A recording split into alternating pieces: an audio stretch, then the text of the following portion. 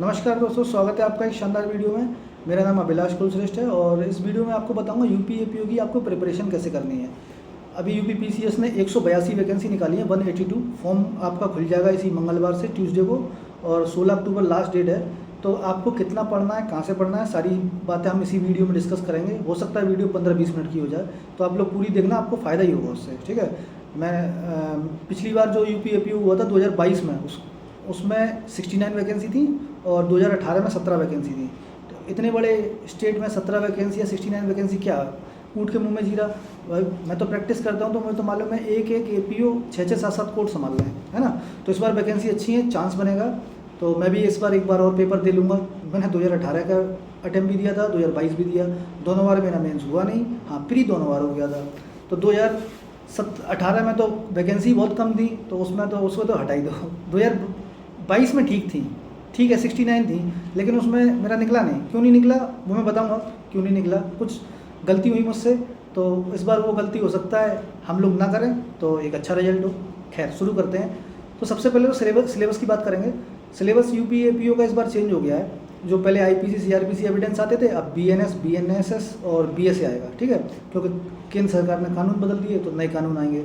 उसके अलावा एक माइनर लॉ का सब्जेक्ट ऐड कर दिया मेंस में, तो वो मेंस में आएगा 100 नंबर का। उसमें शायद 16 कानून है, जैसे डोरी provision, arms act, SC/ST act. तो ये छोटे छोटे कानून हैं, आप इनके बेयर एक्ट ले लो अभी से। ठीक है, सबके 16 के जो भी जितने भी कानून हैं जो भी ऐड किए हैं सबके बेयर एक्ट ले लो आप। उसके अलावा जीएस का पेपर 50 नंबर का कर दिया है। देखो जीएस ही डिसाइडिंग फैक्टर है इसमें। ठीक है, अब जो 100 नंबर का माइनर लॉ ऐड किया, ये भी डिसाइडिंग फैक्टर होगा। ठीक है, तो एकदम स्ट्रेटेजी के साथ मैं आपको बताऊंगा कि आप कैसे फाइनल लिस्ट में अपना नाम ला सकते हैं। तो दोस्तों सबसे पहले बात करूँगा प्री की। ठीक है, प्री में सबसे पहले लॉ वाले पोर्शन की। तो टोटल आपका 150 नंबर का पेपर है, जिसमें 100 नंबर का लॉ आएगा। 100 नंबर के लॉ में बीएनएस बीएनएसएस बीएसए और इस बार इंडियन कॉन्स्टिट्यूशन को भी 10 नंबर का वेटेज दिया है। बहुत अच्छी बात है, इससे आपकी आधी टेंशन खत्म हो गई, क्योंकि आप इंडियन कॉन्स्टिट्यूशन तैयार करेंगे ना 10 नंबर का, तो जो जीके में 8 नंबर की पॉलिटी आने वाली है वो आपकी पूरी हो जाएगी। ठीक है, तो बीएनएस बीएनएसएस और बीएसए, इन बेयर एक्ट को आप अच्छे से पढ़ लो। बेयर एक्ट खरीदने कौन से हैं, तो देखो मेरे पास तो एम्बिशन के हैं, मुझे अच्छे लगते हैं, एम्बिशन के ठीक लगे मुझे, क्योंकि इसमें ना साथ साथ केस लॉ भी दे रखे हैं। बीएनएस ये भी एम्बिशन का है और बीएनएसएस ये भी एम्बिशन का है। ठीक है, उसके अलावा पुलिस एक्ट आता है। तो police act UP regulation, UP police regulation और पुलिस एक्ट ये एक ही जगह है। और साथ में आप ये एक विधि भारती की बुक ले सकते हो। इसमें ना पुराने पेपर दे रखे हैं 2002 के बाद से जितने भी हुए हैं। ठीक है, इससे क्या होगा, जो पुलिस एक्ट के क्वेश्चन हैं, जो 15 क्वेश्चन आएंगे पुलिस एक्ट के, तो आपको पूरा बेयर एक्ट पढ़ने का मतलब पूरा बेयर एक्ट पढ़ के अभी क्या करोगे, इसको पढ़ लो आप 15 क्वेश्चन, इससे क्या टाइम बच जाएगा। तो जो टाइम इसमें बचेगा पुलिस एक्ट में, वो आप माइनर लॉ में लगा सकते हो अभी से। ठीक है, तो अब आ जाता हूँ मैं, प्री की बात हो गई। अब मेंस में आपको क्या करना है, मतलब लॉ वाले फील्ड में मेंस में क्या करना है, तो देखो बहुत ज़्यादा जैसे आईपीसी है, तो आप आईपीसी यानी बीएनएस, तो आप SN मिश्रा से पढ़ने लग जाओ या KD गौर से पढ़ने लग जाओ, तो यार उतना टाइम है नहीं। आपको PhD थोड़ी ना करनी है, आपको सिर्फ पेपर पढ़ के क्वालिफाई करना है। बहुत ज़्यादा आप पढ़ने लग जाओगे तब तो फिर आप मास्टर हो जाओगे, है ना, मतलब डॉक्टरेट हो जाओगे। ऐसे ही BNSS है, उसमें केलकर के लेक्चर आपको नहीं पढ़ने, एविडेंस में अवतार सिंह आपको नहीं पढ़नी। ठीक है, अब एम्बिशन के बेयर एक्ट खरीदने का फ़ायदा क्या है, जैसे मैं आपको इसका एक एग्जांपल देता हूँ कि भारतीय साक्ष्य अधिनियम है, इसमें आप देखो जैसे सेक्शन इसमें 4 है। सेक्शन 4 किसका है, रेस जेस्टे का प्रिंसिपल है, जो इंडियन एविडेंस एक्ट में सेक्शन 6 होता था, आज ये सेक्शन 4 हो गया है। ठीक है, तो इसमें आप देखेंगे, आप इसके अच्छे से इलस्ट्रेशन पढ़ो, जो जिस सेक्शन में जो इलस्ट्रेशन है अच्छे से इलस्ट्रेशन पढ़ो। मेंस में इलस्ट्रेशन पे बहुत सारे क्वेश्चन बनेंगे। ठीक है, उसके बाद आप इसके नोट्स पढ़ेंगे ना, जो सेक्शन खत्म होने के बाद फिर इलस्ट्रेशन आया, इलस्ट्रेशन के बाद नोट्स आते हैं, तो उसमें इन्होंने केस लॉ भी मेंशन किए हैं। जैसे रेटन वर्सेस क्वीन लीडिंग केस है, आर वर्सेस बिंगफील्ड लीडिंग केस है, आर वर्सेस क्राइस्ट है, उसके बाद आर वर्सेस फॉस्टर है। तो इस तरीके से आप ढंग से बेयर एक्ट पढ़ लेंगे। जब इतने से बेयर एक्ट में हमारा पूरा काम हो जा रहा है, तो हम अवतार सिंह जैसी एक बड़ी बुक क्यों पढ़ें। ठीक है, अब फिर आप पढ़ना चाहो तो पढ़ सकते हो। ऐसे ही जैसे भारतीय न्याय संहिता है, अब इसमें आप जनरल एक्सेप्शन खोलो तो सेक्शन 14 से है इस बार जनरल एक्सेप्शन। कहाँ से है, 14 से, जो पहले सेक्शन 76 से शुरू होता था, अब सेक्शन 14 हो गया है। ठीक है, तो जैसे मान लो आप पढ़ रहे हो, इसमें मिस्टेक पढ़ रहे हो। ठीक है, act done by a person bound or mistake of fact believing himself bound by law. तो सबसे पहले आपने सेक्शन पढ़ा, सेक्शन पढ़ने के बाद उसका इलस्ट्रेशन पढ़ा, और फिर इसमें केस लॉ भी दिए हुए हैं, जैसे आर वर्सेस प्रिंस दिया है, आर वर्सेस टॉल्सन दिया है, और सिराज वर्सेस डी रोडिसन दिया है, ठीक है। तो ये आपने केस लॉ भी इससे पढ़ लिए। तो फिर मैं एस.एन. मिश्रा क्यों पढ़ूँ, मैं के.डी. गौर क्यों पढ़ूँ, ठीक है। ऐसे ही इसमें आप BNSS देखोगे तो जैसे अरेस्ट का प्रोविज़न इसमें सेक्शन 35 के अंदर है, ठीक है। एक मिनट मैं आपको दिखा देता हूँ। जैसे बिना वारंट के अरेस्ट सेक्शन 35 में अरेस्ट करते हैं, तो जैसे ही अरेस्ट के प्रोविज़न ख़त्म होंगे उसके बाद इन्होंने अपने नोट्स में बाकायदा केस लॉ के साथ जो भी केस आए, जोगेंद्र कुमार का केस था, एक आपका ये D K. Basu versus state of West Bengal, तो ये सब इसमें लिखे हुए हैं, ठीक है। Jogendra Kumar versus state of Uttar Pradesh, D K. Basu versus state of West Bengal, और एक Arnesh Kumar versus state of Bihar, ये लीडिंग केस है अरेस्ट के ऊपर। तो ये सब आपको इन्हीं बेयर एक्ट में मिल जाएंगे। मतलब अगर आपने अच्छे से बेयर एक्ट प्री के टाइम पे पढ़ लिए तो ये समझ लो आपकी मेंस की तैयारी भी BNSS और BSA की एक साथ हो जाएगी, ठीक है। तो ये तो हो गया आपका लॉ का मेंस का भी। अब पुलिस एक्ट के लिए क्या करना है भाई, पुलिस एक्ट भी तो मेंस में आएगा, तब उस टाइम आप इस बेयर एक्ट को तो अच्छे से पढ़ लो। पुलिस एक्ट के जो यूपी पुलिस रेगुलेशन है उसको पढ़ लो, पुलिस एक्ट के जो इंपॉर्टेंट प्रोविज़न है उसको पढ़ लो। तो एक क्वेश्चन आपको करना होगा मेंस के अंदर। मैंने देखो अपने वीडियो में UP-APO मेंस का पेपर शेयर किए हुए हैं, तो वहाँ आप जाके देख लेना कि यूपी पुलिस एक्ट के क्या क्वेश्चन पूछा गया था मेंस में इस बार जो 22 का हुआ था, ठीक है। तो ये आपका पुलिस एक्ट हो गया। अब जो माइनर लॉ है, देखो माइनर लॉ में अभी से आप बेयर एक्ट ले लो और अभी से उसको थोड़ा थोड़ा पढ़ते रहो। अभी से आप थोड़ा थोड़ा पढ़ते रहोगे ना, क्योंकि इस बार 16 माइनर एक्ट हैं तो जल्दी आपके कवर हो जाएंगे और उस टाइम आपका बर्डन नहीं पड़ेगा। जो आपको प्री के बाद टाइम मिलेगा मेंस के लिए तो उसमें बर्डन नहीं पड़ेगा। तो आप अभी से माइनर लॉ को थोड़ा थोड़ा पढ़ते चलो, ठीक है। अब जो सबसे बड़ा डिसाइडिंग फैक्टर है, जो मुझसे गलती हुई वो ये हुई कि मैंने करंट अफेयर्स बहुत अच्छे से प्रिपेयर नहीं किया था 2022 वाले अटैम्प्ट में, ठीक है। 2018 वाला तो छोड़ी थी, उसमें तो वैकेंसी इतनी कम थी। तो भाई इतने बड़े तुर्रम खान तो हम है नहीं कि 7-8 वैकेंसी में सिलेक्ट हो जाते। खैर कोई बात नहीं, वो तो मजाक की बात है। सही सच बात ये है कि मैंने अपना जो करंट अफेयर्स में बेस्ट नहीं दे पाया।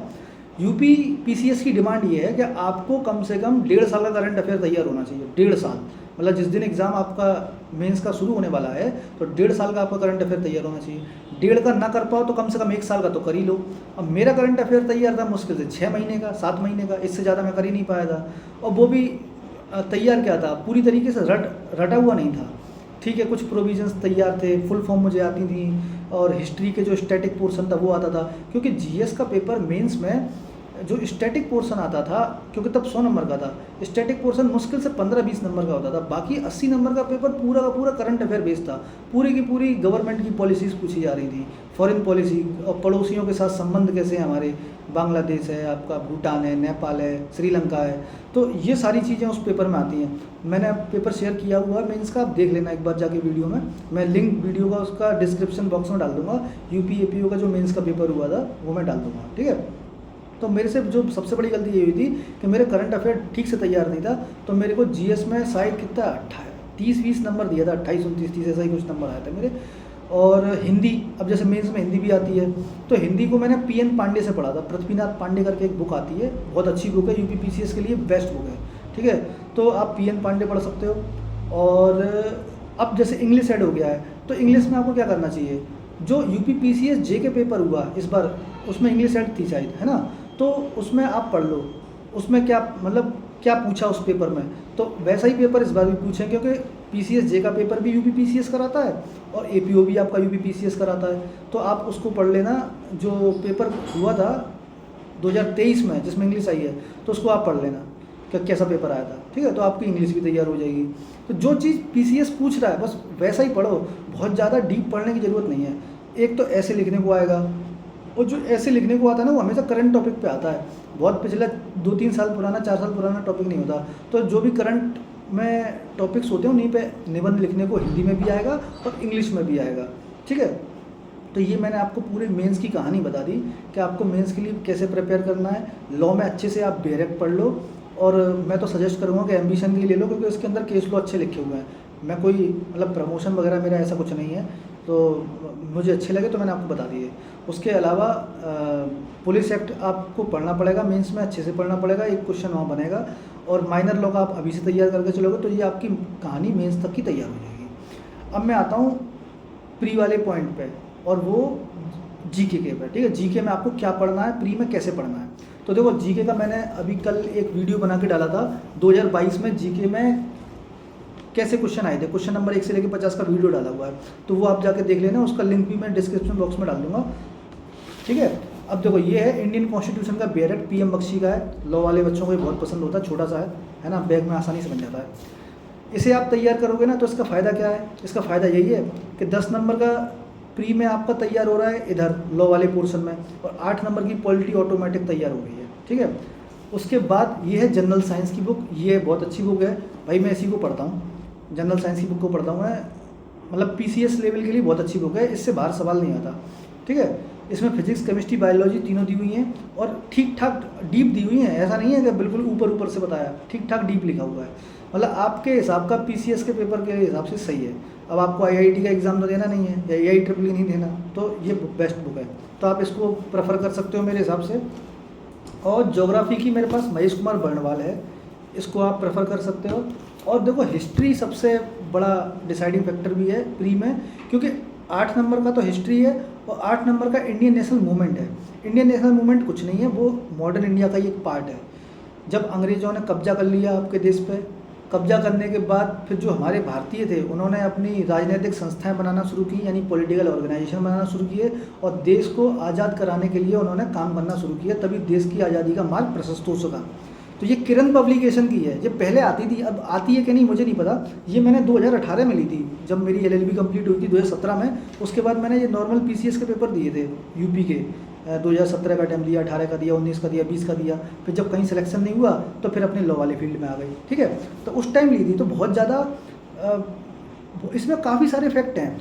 इससे आप पता क्या प्रेफर कर सकते हो, इससे आप प्रेफर कर सकते हो एंशिएंट इंडिया पढ़ सकते हो, और इससे मिडिवल इंडिया पढ़ सकते हो, बहुत अच्छा है, एक भी क्वेश्चन इसके बाहर नहीं आएगा। ठीक है, और एक बुक है स्पेक्ट्रम की, देखो स्पेक्ट्रम की बुक मेरी अंदर रखी हुई है, तो वो मैंने निकाली नहीं है, राजीव अहीर के द्वारा लिखी गई है। स्पेक्ट्रम की बुक मॉडर्न इंडिया का मतलब रामबाण इलाज है, UP APO के लिए तो बहुत अच्छा है। UP APO छोड़ो, इवन UP PCS जो नॉर्मल एग्जीक्यूटिव लाइन का होता है उसके लिए भी बच्चे स्पेक्ट्रम पढ़ते हैं, मेंस के लिए भी स्पेक्ट्रम पढ़ते हैं। ठीक है, तो हिस्ट्री का हो गया। अब आपको कितने सब्जेक्ट तैयार करने हैं, क्योंकि जीके में हिस्ट्री है, पॉलिटी है, ज्योग्राफी है, करंट अफेयर्स है, और साइंस है, और एक टॉपिक आपका इंडियन नेशनल मूवमेंट का है। तो इंडियन नेशनल मूवमेंट और हिस्ट्री को तो एक मिला दो, तो वो 8 और 8 16 नंबर हो गए। 10 नंबर का करंट अफेयर है, तो कोई भी एक मंथली मैगजीन लेना शुरू कर दो अभी से। ठीक है, हर महीने की एक मंथली मैगजीन ले लो, चाहे आप क्रॉनिकल की लो, चाहे आप दृष्टि की लो, या आप बाजीराम रवि, जिसकी लेनी है आप मंथली मैगजीन लो। ठीक है, उसको अच्छे से पढ़ो, उसमें आपका 1 लाइनर करंट अफेयर भी तैयार होगा, और उसमें आपका जो मेंस में आप लिखने वाले वो भी तैयार होगा। और भाई किसी भी ऑनलाइन कोचिंग के चक्कर में ना पड़ो, जो टेलीग्राम से बहुत लोग पढ़ा रहे हैं, PDF भेजते रहते हैं, उससे कुछ नहीं, टाइम की बर्बादी है। अगर आपके अंदर पढ़ने की क्षमता है, आप चेयर पर बैठ के 4 घंटे 5 घंटे पढ़ सकते हो 1 सिटिंग में, तो आप अपनी हार्ड बुक खरीदो, मतलब हार्ड कॉपी खरीदो, उसी से आप पढ़ाई करो। ठीक है, आप जाओ मार्केट में मैगजीन परचेज करो और उसको पढ़ो, उससे नोट्स बनाओ मेंस के लिए। तो आप अभी से करंट अफेयर की तैयारी करो। उसका फ़ायदा क्या होगा, 10 नंबर का आपका यहाँ तैयार होगा प्री में, और मेंस में जो 50 नंबर का आने वाला है वहाँ तैयार होगा। ठीक है, तो आपको दोहरा फ़ायदा मिलेगा।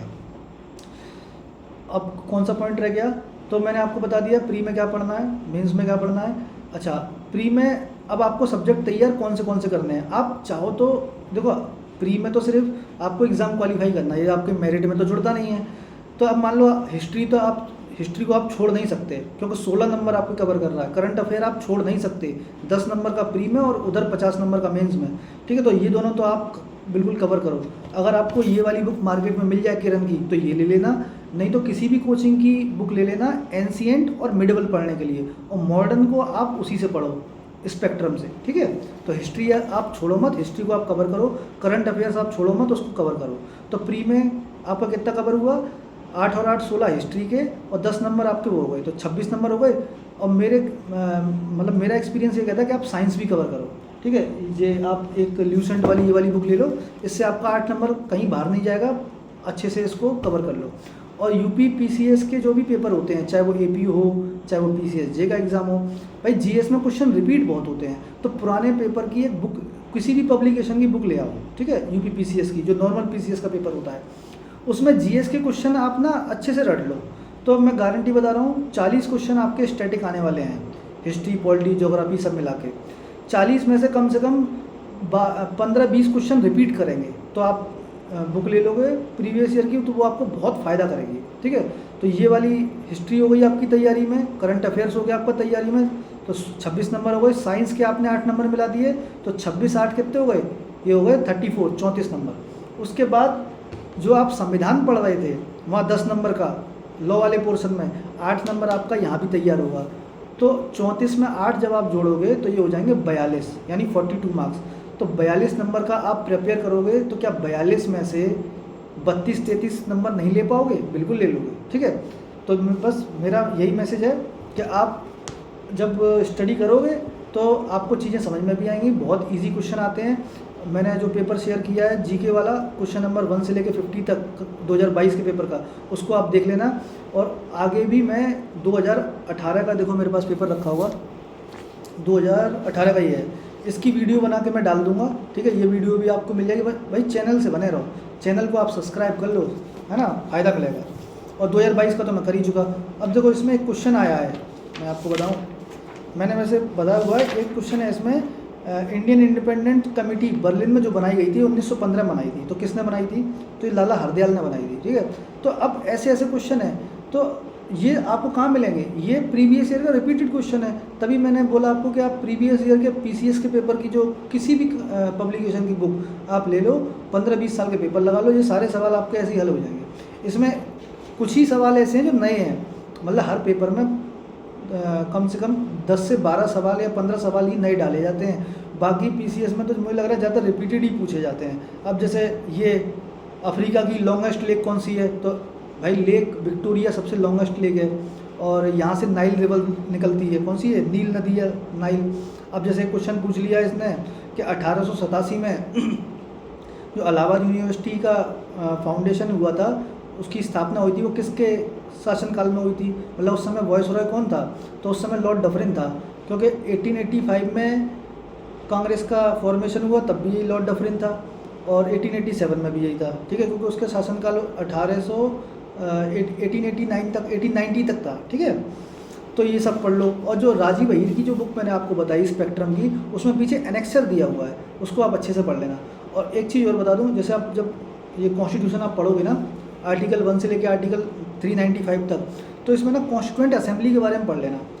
जैसे कॉन्स्टिट्यूएंट असेंबली का गठन कब हुआ, तो जैसे 9 दिसंबर 1946 को हुआ, तो पहले उसके अध्यक्ष कौन बने, प्रेसिडेंट कौन था? तो स्वामी सच्चिदानंद सिन्हा, है ना, तो वो टेम्परेरी थे। फिर डॉक्टर राजेंद्र प्रसाद आ गए थे 11 तारीख को, तो 11 दिसंबर 1946 को राजेंद्र प्रसाद जी बने, जो हमारे देश के पहले राष्ट्रपति भी थे।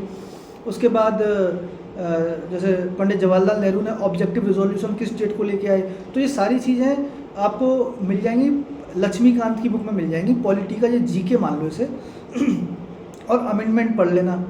अमेंडमेंट अभी टोटल 106 हो रखे हैं, तो जो भी इम्पोर्टेंट अमेंडमेंट है, जैसे शिक्षा का अधिकार, राइट टू एजुकेशन 86 में आया, 86 कॉन्स्टिट्यूशनल अमेंडमेंट में ऐड हुआ, ठीक है। उसके लिए आर्टिकल 21A ऐड किया गया। और जैसे आपका अभी रिसेंट में 106 106 कॉन्स्टिट्यूशनल अमेंडमेंट में महिलाओं के लिए 33% रिजर्वेशन किया है लोकसभा सीट में, है ना। ऐसे ही 104 कॉन्स्टिट्यूशनल अमेंडमेंट हुआ, उसमें एंग्लो इंडियन की जो सीट थी उसको रिमूव कर दिया, अब कोई एंग्लो इंडियन सांसद नहीं बनेगा, ठीक है।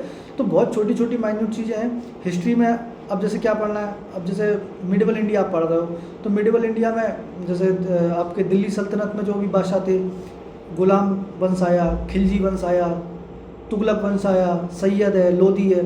तब जैसे गुलाम वंश पढ़ रहे हो, तो गुलाम वंश का संस्थापक कौन था? तो कुतुबुद्दीन ऐबक। अब कुतुबुद्दीन ऐबक ने जैसे कुतुब मीनार बनाई, फिर आपका अजमेर में 2.5 दिन का झोंपड़ा बनाया, तो इस तरीके से उनकी आर्किटेक्चर ही पढ़ लो। लास्ट शासक कौन था इसका? क्यूमर्स था।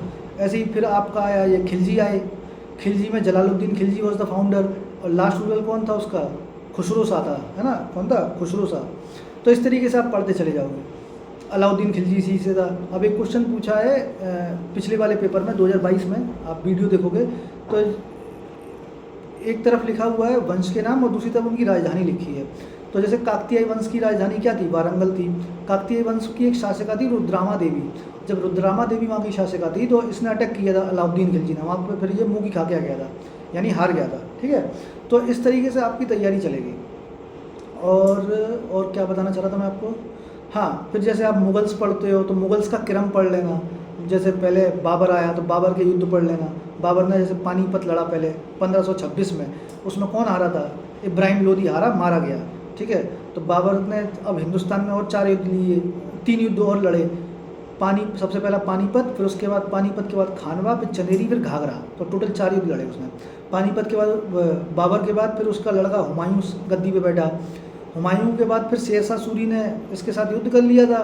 बैटल ऑफ कन्नौज हुआ, बैटल ऑफ बिलग्राम हुआ, ये हार गए, हुमायूं हार गया तो शेरशाह सूरी शासक बन गया। फिर शेरशाह सूरी मरने के बाद हुमायूं ने फिर युद्ध लड़ा, फिर से दोबारा गद्दी पे बैठ गया, भारत की गद्दी पे, है ना। तो हुमायूं के बाद फिर अकबर, अकबर के बाद जहांगीर, फिर शाहजहाँ, फिर उसके बाद औरंगजेब, औरंगजेब के बाद फिर ये सब लेटर मुगल आ गए, यानी उनके और उत्तराधिकारी, जैसे बहादुर शाह, बहादुर शाह के बाद तुम्हारा ये जहादर शाह, फर्रुखसियार, मोहम्मद शाह, अहमद शाह, आलमगीर, फिर अकबर द्वितीय, फिर बहादुर शाह जफर। इस तरीके से क्या पीसीएस कई बार ऐसा क्वेश्चन भी दे देता है कि लेटर मुगल के 4 बादशाह लिख के कहो कि इनका क्रोनोलॉजिकल ऑर्डर में लगाओ। तो इसीलिए मैं आपको ये सारी चीज़ें बता रहा हूँ। उसके अलावा यूपी पीसीएस का एक सबसे और ज़्यादा फेवरेट टॉपिक है ये सूफ़ी सिलसिला। जैसे इंडिया में सूफीज़म जब आया तो उसमें एक सेक्ट था चिश्ती, जिसके संस्थापक कौन थे, ये अजमेर में किन की दरगाह है, शेख मोहिउद्दीन चिश्ती की। और ये शिष्य किसके थे, शेख उस्मान हारूनी के। तो एक बार सवाल पूछ लिया था कि मोहिउद्दीन चिश्ती के गुरु कौन थे, तो मोहिउद्दीन चिश्ती के गुरु थे शेख उस्मान हारूनी।